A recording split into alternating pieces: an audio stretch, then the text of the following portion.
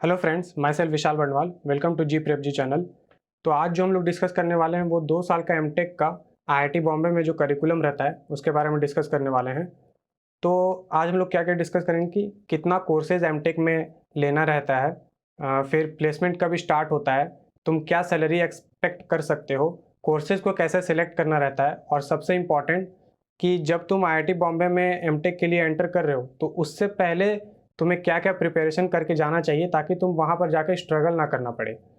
तो ये सारा चीज़ आज डिस्कस होगा, तो वीडियो में अंत तक बने रहो। और अगर मेरे चैनल पे नए आए हो तो मेरे चैनल को सब्सक्राइब करो, और अगर वीडियो अच्छा लगे तो वीडियो को लाइक भी करना और शेयर करना तो बिल्कुल ही मत भूलना। तो जनरली अब क्या है कि 2-3 महीने में गेट एग्ज़ाम ओवर हो जाएगा, ठीक है? और उसके बाद फिर बहुत लोगों का रिज़ल्ट आएगा, ठीक है? बहुत लोगों का अच्छा रैंक आएगा, जिसके कारण बहुत लोग को टॉप आईआईटीज़ मिलेगा। तो जनरली ऑन एन एवरेज सारे आईआईटीज़ में ऐसा ही करिकुलम रहता है जो हम आईआईटी बॉम्बे के लिए बताने जा रहे हैं, एमटेक का 2 साल का। तो क्या होता है कि जैसे ही तुम एंटर करते हो आईआईटी बॉम्बे में, ठीक है? तो सबसे पहले पहले सेमेस्टर में तुम्हें कुछ कोर्सेज़ सिलेक्ट करने रहते हैं।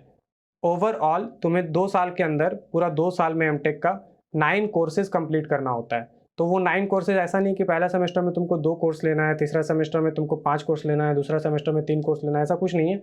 तुम पहला सेमेस्टर में चाहे कितना भी कोर्स लो, दूसरे सेमेस्टर में कितना भी कोर्स लो, तीसरे सेमेस्टर में कितना भी कोर्स लो, चौथे सेमेस्टर में कितना भी कोर्स लो, इससे कोई मतलब नहीं है। लेकिन तुमको 9 कोर्सेज़ टोटल कंप्लीट करने हैं चारों सेमेस्टर में मिला के। तो जनरली जो डिवीज़न होता है स्टूडेंट इस प्रकार करते हैं ताकि एक नहीं होता है कि थोड़ा-सा आसानी रहे कि सारा अच्छे से कोर्सेज़ कंप्लीट हो जाए, ठीक है? और ज़्यादा बर्डन भी ना पड़े। तो जनरली जो हमको लगता है कि स्टैंडर्ड जो डिवीज़न होता है, वो पहले सेमेस्टर में 3 कोर्सेज़ रखो, दूसरे सेमेस्टर में 3 कोर्सेज़ रखो। अब क्योंकि तीसरा सेमेस्टर में प्लेसमेंट का तैयारी करना रहता है, एक बड़ा-सा प्रोजेक्ट भी रहता है, तो 1 कोर्सेज़ लो या फिर कोर्सेज़ ना ही लो। तो हम जनरली 1 कोर्स लिए थे, और जो बाकी का 2 या 3 कोर्स है वो 4th सेमेस्टर में लेके कंप्लीट करो। तो इस तरह से कोर्स को तुम लोग डिवाइड कर सकता है।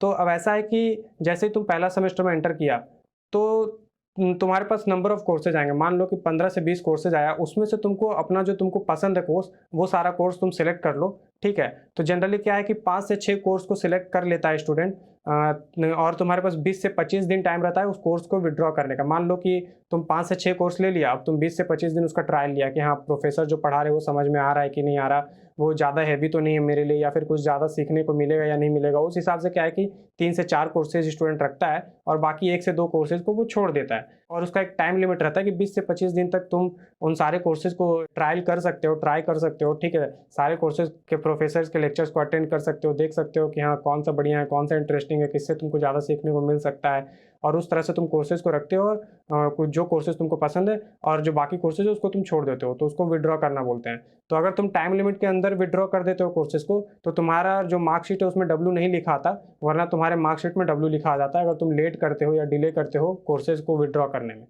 तो ये है। तो पहला सेमेस्टर तुम्हारा इसी तरह आएगा, तुम्हारे पास बहुत सारे कोर्सेज़ आएँगे, उसमें से कुछ कोर्सेज़ को सिलेक्ट करना रहेगा। तो सेम चीज़ होगा तुम्हारे सेकंड सेमेस्टर में भी। सेकंड सेमेस्टर में भी तुम्हारे पास बहुत सारे कोर्सेज़ आएँगे, 15 से 20 कोर्सेज़, उसमें से तुम्हें जो पसंद है, फिर से 5 से 6 कोर्सेज़ को सिलेक्ट कर लो, सारा लेक्चर्स वगैरह अटेंड करो, और 20 से 25 दिन के अंदर जो तुमको पसंद नहीं आया कोर्स, उसको तुम हटा दो और बाकी कोर्सेज़ को रखो और उसको कंप्लीट करो। तो सेकंड सेमेस्टर में भी ऐसा ही करना रहता है, और जैसे ही सेकंड सेमेस्टर खत्म होता है, तो जो प्लेसमेंट का माहौल है, वो बनना स्टार्ट हो जाता है। और सारा जो तुम्हारा प्लेसमेंट कोऑर्डिनेटर, डिपार्टमेंट कोऑर्डिनेटर, वो तुम्हारा वीकली टेस्ट अरेंज करता है कोडिंग के लिए, एप्टीट्यूड के लिए, ठीक है? और तुमको सारे रिसोर्सेज़ वगैरह शेयर कर दिया जाता है प्लेसमेंट वगैरह का। तो इस तरह से प्लेसमेंट का शुरुआत होता है, और धीरे-धीरे जो कंपनी का रजिस्ट्रेशन फॉर्म है वो आना शुरू होता है। जो अगर तुमको जो कंपनी में कोई कंपनी में इंटरेस्ट है तो उस कंपनी का रजिस्ट्रेशन फॉर्म भरो कि हाँ, हम इस कंपनी में अप्लाई करने वाले हैं, और फिर इस तरह से पूरा तुम्हारा चलता है तैयारी वगैरह। हाँ, एक चीज़ जो हम बताना भूल गए कि सेकंड ईयर में जो तुम्हारा एक है मेजर प्रोजेक्ट पूरा चलता है, मतलब एक तुमको किसी प्रोफ़ेसर के अंदर असाइन कर दिया जाएगा और तुमको एक प्रोजेक्ट मिलेगा। वो प्रोजेक्ट पूरा सेकंड ईयर तुम्हारा चलेगा, पूरा 1 साल। थर्ड सेमेस्टर, फोर्थ सेमेस्टर तुम्हारा पूरा वो बड़ा-सा प्रोजेक्ट चलता है, और साथ में जो कोर्सेज़ है वो तो रहता ही है, ठीक है? तो थर्ड सेमेस्टर इसीलिए हेवी हो जाता है, इसीलिए हम बोलते हैं कि थर्ड सेमेस्टर में कोशिश करना या तो कोई कोर्स ना लेने की, या तो एक कोर्स लेना, क्योंकि ऑलरेडी एक मेजर प्रोजेक्ट है तुम्हारे हाथ में और प्लेसमेंट का तैयारी भी अच्छे से करना है। तो अक्टूबर एंड तक इसी तरह प्रिपरेशन वगैरह चलता है प्लेसमेंट का, तुम्हारा मेजर प्रोजेक्ट भी चल रहा होता है साथ में, और जो एक कोर्स लिया है वो भी चल रहा होता है। और फिर जैसे ही अक्टूबर एंड आता है और नवंबर स्टार्ट होता है, तो तुम्हारा कंपनीज़ का जो-जो तुम कंपनी का फॉर्म भरा है, उस कंपनी का रिटन राउंड शुरू हो जाता है, और फिर तुम रिटन राउंड उसका देता है। फिर फाइनली जब इसी तरह नवंबर एंड आ जाता है तो सारा कंपनीज का रिटर्न राउंड खत्म हो चुका होता है, और जिस जिस कंपनी में तुम रिटर्न राउंड क्लियर किया है उसका दिसंबर 1 से क्या है कि इंटरव्यूज़ वगैरह शुरू हो जाता है कंपनी का। तो जो जो तुम कंपनी का रिटर्न राउंड क्लियर किया है उसी कंपनी का तुम इंटरव्यू में बैठ सकता है, और इसी कंपनी का इंटरव्यू में तुमको बैठने मिलता है 1 दिसंबर से। तो पहले 4 से 5 दिन के अंदर 90 टू 95% स्टूडेंट प्लेस हो जाते हैं। अब कुछ ही स्टूडेंट होते हैं जो मान लो 5 से 10% स्टूडेंट बचे हुए हैं, तो उनका जो है नेक्स्ट 2 टू 3 डे में प्लेसमेंट हो जाता है, तो प्लेसमेंट का कोई दिक्कत नहीं जाता, ठीक है। और एवरेज सैलरी अगर मेरे से पूछेगा कितना लगता है, तो 16 to 17 lakh per annum average salary रहता है। तो सैलरी का चिंता मत करो, बहुत ही अच्छा तुम्हारा प्लेसमेंट होगा। अगर मेरा पर्सनली पूछो तो मेरा जो एग्जैक्ट तो नहीं बताएंगे अमाउंट, लेकिन हाँ इतना बता दे रहे कि मेरा जो सैलरी है वो एवरेज सैलरी से ज़्यादा ही था, उतना का मेरे को पैकेज लगा था। और उसके बाद फिर इसी तरह तुम्हारा जब 8-10 दिन में सारा प्लेसमेंट वगैरह खत्म हो जाता है, तो फिर मतलब छुट्टी-वुट्टी नाम का रहता है, कुछ छुट्टी-वुट्टी नहीं मिलता, क्योंकि सारा फोकस तुम्हारा प्लेसमेंट में था और प्रोजेक्ट में कम ध्यान था। तो इसीलिए अब तुमको जो 4th सेमेस्टर है सारा फोकस तुम्हारा मेजर प्रोजेक्ट पे तुमको करना होता है, ताकि तुम अच्छा मार्क्स स्कोर कर सको और डिग्री में तुम्हारा अच्छा मार्क्स तुम्हारा रिफ्लेक्ट करे। क्योंकि अब भाई आईआईटी बॉम्बे आया है, तो अब इसका मतलब ये नहीं है कि कुछ भी मार्क्स लेके निकल जाए। अब आईआईटी बॉम्बे आया है तो उसका फ़ायदा उठाना पड़ेगा। वो तुमको मार्क्स चाहिए, अच्छा मार्क्स चाहिए, तुम्हारा डिग्री में वो अच्छा मार्क्स दिखना चाहिए, रिफ्लेक्ट करना चाहिए। तो उसके लिए फिर 4th सेमेस्टर में तुम सारा जी जान से मेजर प्रोजेक्ट अपना स्टार्ट कर देते हो और उसमें बहुत मेहनत करते हो। और अब बताए थे कि 2 से 3 कोर्स जो बचा हुआ है वो तुमको 4th सेमेस्टर में लेना है, तो सेम प्रोसीजर यहाँ भी होता है कि तुम 4 से 5 कोर्स सिलेक्ट कर लो, और फिर 20 से 25 दिन का टाइम मिलेगा तुमको विथड्रॉ करने का। और फिर यहाँ पर फिर कोर्सेज़ वगैरह तुम सिलेक्ट करो जो तुमको पसंद है, और जो पसंद नहीं है उसको तुम विथड्रॉ कर दो।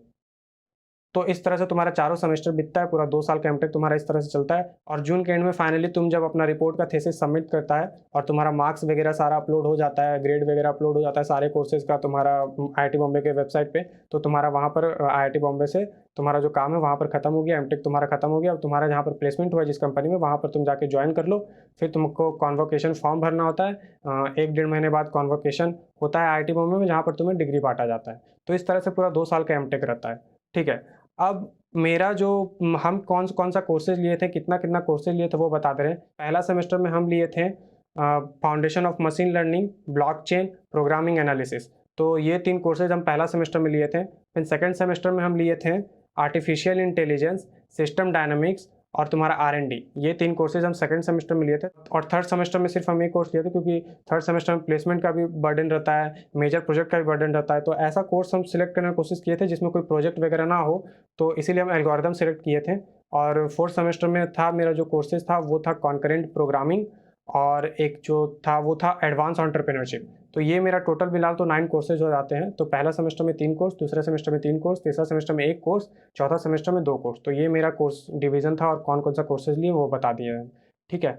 तो उसके बाद फिर अब जो तुम लोग को आईआईटी बॉम्बे में जाने से पहले कुछ बातों का ध्यान रखना है और कुछ प्रिपेयर करके जाना है, क्योंकि हम जब आईआईटी बॉम्बे में एंटर किए थे तो दिल्ली में बहुत स्ट्रगल करना पड़ा था, क्योंकि जो अपना बीटेक में अच्छे से टेक्निकल नॉलेज गेन करके नहीं आया है, ठीक है, ऐसे ही मतलब अपना जैसे-तैसे अपना बीटेक पार किया है अपना नॉर्मल कॉलेज से, तो यहाँ पर आने के बाद बहुत सारा प्रॉब्लम्स को फेस करना पड़ेगा। इसीलिए उससे बेटर है कि जो 2-3 महीना समय मिलता है आईआईटी बॉम्बे में एंटर करने से पहले, ठीक है, गेट एग्ज़ाम का जब रिज़ल्ट आ जाता है, काउंसलिंग वगैरह हो जाता है और तुम्हारा कॉलेज में सिलेक्शन हो जाता है, उसके बाद 2-3 महीना तुम्हारे पास रहता है आईआईटी कॉलेज में एंटर करने से पहले। तो उस 2-3 महीने के अंदर तुम क्या करो कि जितना अच्छा-अच्छा टेक्नोलॉजी है, जितना अच्छा-अच्छा लैंग्वेजेज़ है उसको सीख लो। जैसे कि एचटीएमएल सीख लो, सीएसएस सीख लो, जावास्क्रिप्ट सीख लो, रिएक्ट जेएस सीख लो, नोड जेएस सीख लो, मोंगोडीबी सीख लो। इससे क्या होगा कि जो तुम्हारा कोर्स प्रोजेक्ट रहेगा उसमें बहुत ज़्यादा ये हेल्प करेगा और तुमको वहाँ पर ज़्यादा स्ट्रगल नहीं करना पड़ेगा।